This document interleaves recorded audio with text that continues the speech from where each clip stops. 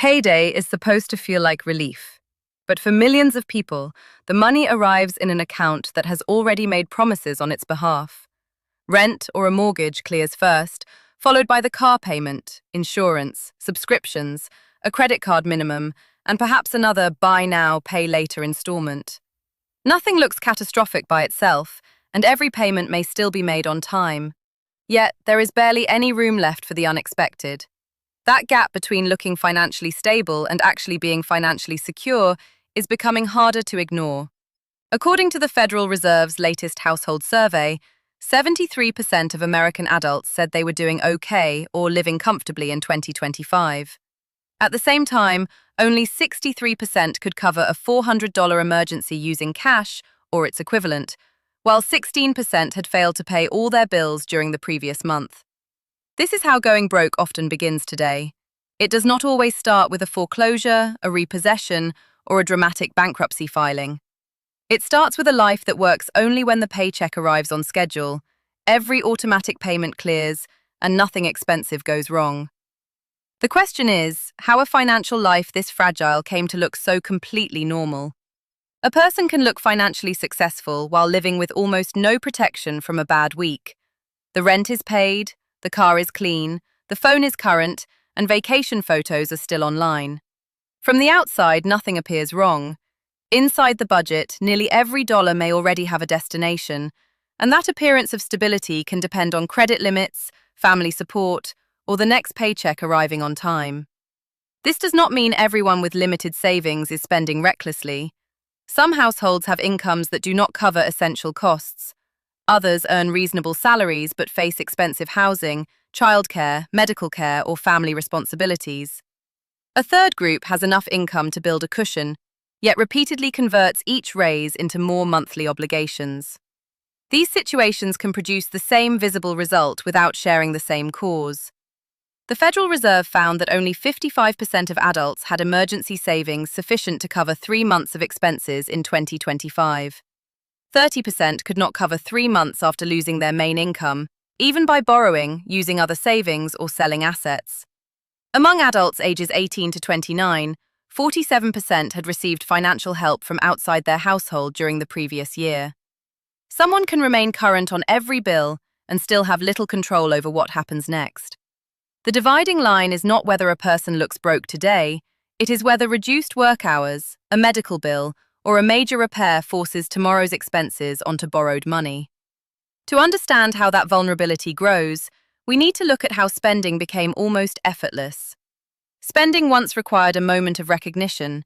Cash left your hand, or a card had to be removed from a wallet. Today, a purchase can happen through a saved card, a phone tap, an automatic renewal, or a button that divides the price into 4 payments. The transaction becomes easier to complete while the total obligation becomes easier to overlook. Consider an ordinary payday. A food delivery order goes through in seconds, a free trial renews in the background, and a pair of shoes is presented as 4 manageable installments. None feels large enough to require a budget conversation, but each one claims income that has not yet been earned. Living above your means does not always begin with a luxury car or an extravagant vacation. It can begin when too many small promises are made against next month's paycheck. The Federal Reserve reported that 16% of American adults used buy now, pay later services in 2025. Among those users, 11% said a payment triggered an overdraft or insufficient funds fee. A Consumer Financial Protection Bureau study published in 2025 found that more than 3/5 of borrowers in its matched sample had held multiple BNPL loans simultaneously, while 1/3 had borrowed from more than one provider. These findings do not prove that BNPL automatically creates hardship. Many consumers use it without missing payments. The risk comes from fragmentation. When obligations are spread across applications, cards, and renewal dates, people evaluate each payment separately, instead of seeing their combined claim on income. When did you last add up every subscription, installment, and automatic payment connected to your account? Technology explains why spending has become frictionless, but technology alone does not create a structural trap. To understand how systemic financial fragility became the baseline for millions of households, we must examine the policy decisions, legislative shifts, and economic mechanics that fundamentally altered American housing, transportation, and consumer credit over the past 4 decades. The foundation of modern consumer leverage was laid in 1978, with the United States Supreme Court ruling in Marquette National Bank of Minneapolis versus First of Omaha Service Corporation. The court ruled that a national bank could charge its home state's interest rate to customers living anywhere in the United States. This decision effectively deregulated usury caps across state lines. Credit card operations quickly relocated to states like South Dakota and Delaware, which had eliminated interest rate ceilings to attract financial institutions. Prior to Marquette, credit cards were primarily transactional tools for the affluent, carrying strict local interest caps and high annual fees. Following the ruling, high-interest revolving credit transformed into a mass-market financial product, allowing lenders to price risk dynamically and expand credit lines to lower-income households. As revolving credit expanded throughout the 1980s and 1990s, structural shifts in real estate transformed housing from a predictable shelter cost into a primary vehicle for leverage. The Tax Reform Act of 1986 eliminated the federal tax deduction for most personal interest expenses, including credit card interest and auto loans, but preserved the deduction for home mortgage interest. This policy incentive encouraged millions of homeowners to convert consumer debts into home equity loans and mortgage refinancing products. Between 1995 and 2006, residential real estate valuations detached from median wage growth, driven by secondary mortgage market securitization and lowered underwriting standards. When the global financial crisis struck in 2008, the subsequent economic restructuring permanently changed household balance sheets. Following the Great Recession, institutional private equity capital entered the single-family residential market on an unprecedented scale. According to data from real estate analytics firms, institutional investors purchased hundreds of thousands of single-family homes across suburban markets in the Sun Belt and Midwest between 2011 and 2021. This consolidation reduced entry-level home inventory for first-time buyers, driving median home purchase prices up while expanding the corporate rental sector. The physical design of American metropolitan areas further compounded this financial strain through mandatory transportation costs. Post-World War II zoning laws in the United States overwhelmingly prioritized single-family detached residential zoning and automotive infrastructure over public transit. According to the Bureau of Transportation Statistics, over 85% of American workers commute to work using a private vehicle. In sprawling metropolitan regions lacking robust transit networks, vehicle ownership functions not as a lifestyle choice, but as an absolute requirement for employment. The financial burden of this forced car dependency increased significantly following the 2020 pandemic supply chain disruptions. According to automotive industry tracking data, the average price of a new light vehicle in the United States exceeded $47,000 by 2024, while average used vehicle prices remained elevated above $25,000. To keep monthly payments seemingly manageable despite rising purchase prices and higher interest rates set by the Federal Reserve, auto lenders systematically expanded loan terms. Data from credit reporting agencies reveal that the average term length for new auto loans extended to 68 months, with an increasing share of loans written for 72 and 84 months. These longer loan maturities created a phenomenon known as negative equity, or being underwater. When an asset that depreciates rapidly is financed over 6 or 7 years, the borrower owes more than the vehicle is worth for a substantial portion of the loan term. When a consumer trades in a vehicle with negative equity to purchase another car, lenders frequently roll the remaining debt balance from the old loan into the new loan. By 2025, industry reports indicated that nearly 18% of new vehicle trade-ins involved negative equity, with the average amount rolled over exceeding 6,000. While housing and transportation costs absorbed a growing percentage of gross household income, wage growth struggled to maintain pace with non-discretionary inflation. According to historical figures from the Bureau of Labor Statistics, real inflation-adjusted median hourly wages grew by less than 15% aggregate over the 4 decades leading into the 2020s, while the costs of healthcare, higher education, and childcare outpaced baseline consumer price index inflation by wide margins. To bridge the growing gap between stagnant real earnings and rising structural expenses, the consumer credit industry engineered increasingly sophisticated financial products. The direct predecessor to modern fintech credit was the payday lending boom of the late 1990s and early 2000s, which targeted liquidity-short households with short-term, high-cost loans against upcoming paychecks.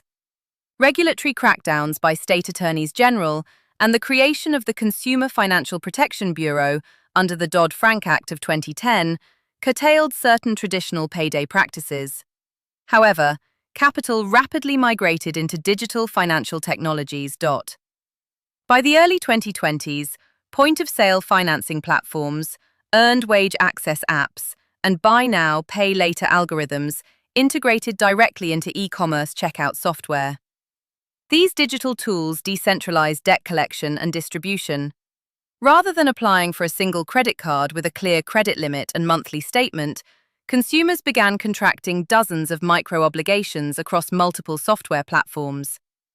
Because point-of-sale installment loans and early wage access distributions frequently bypassed traditional credit bureau reporting protocols, central risk registries could not fully track aggregate household leverage. The confluence of deregulated interest frameworks, institutional residential land acquisition, auto-dependent urban design, and digital credit fragmentation created a structural trap.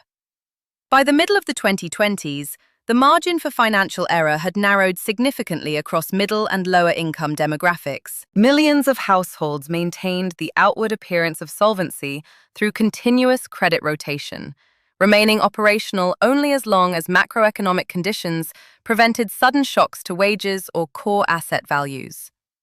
The macroeconomic framework created a system where households operate without financial buffers, but the daily reality reveals how this fragility functions under pressure. A detailed examination of credit bureau indicators, corporate financial filings, and municipal budget assessments shows a distinct operational model.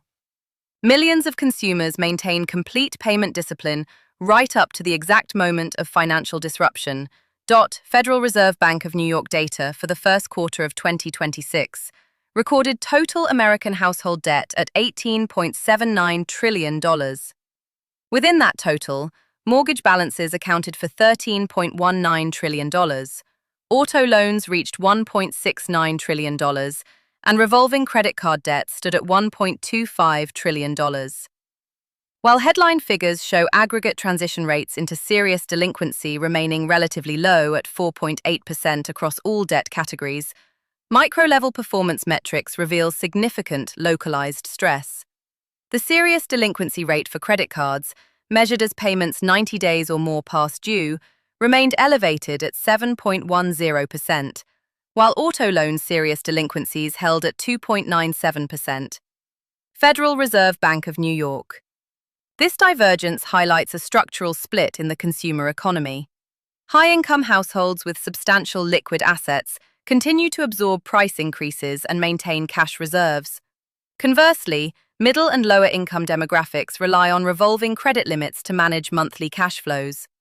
An Equifax industry analysis published in early 2026 noted that subprime bank card originations increased by 18.6% year-over-year, accompanied by a 37.6% increase in total credit limits granted to subprime borrowers.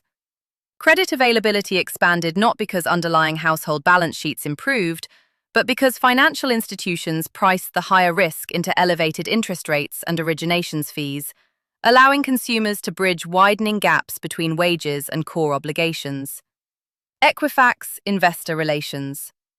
The mechanical pressure of fixed obligations is clearly illustrated in municipal housing and utility figures.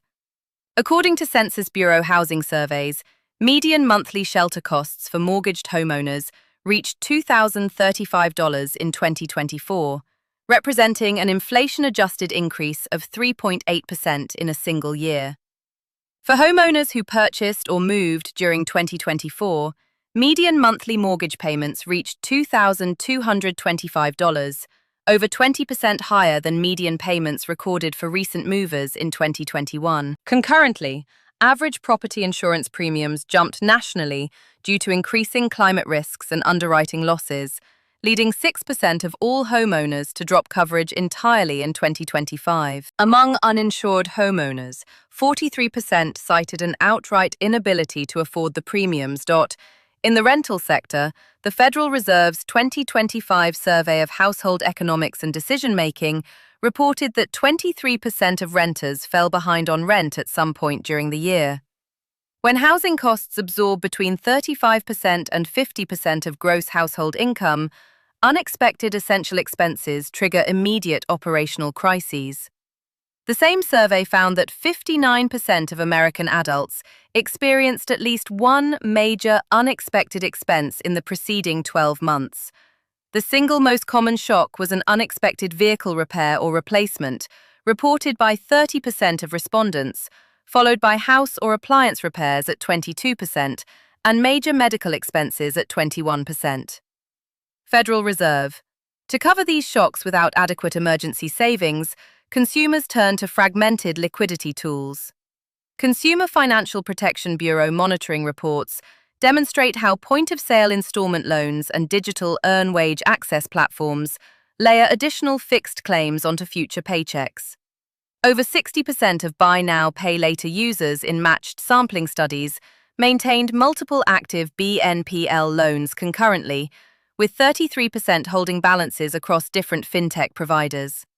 Because these microloans clear automatically via debit card or direct bank transfer on payday, they take priority over discretionary spending and savings.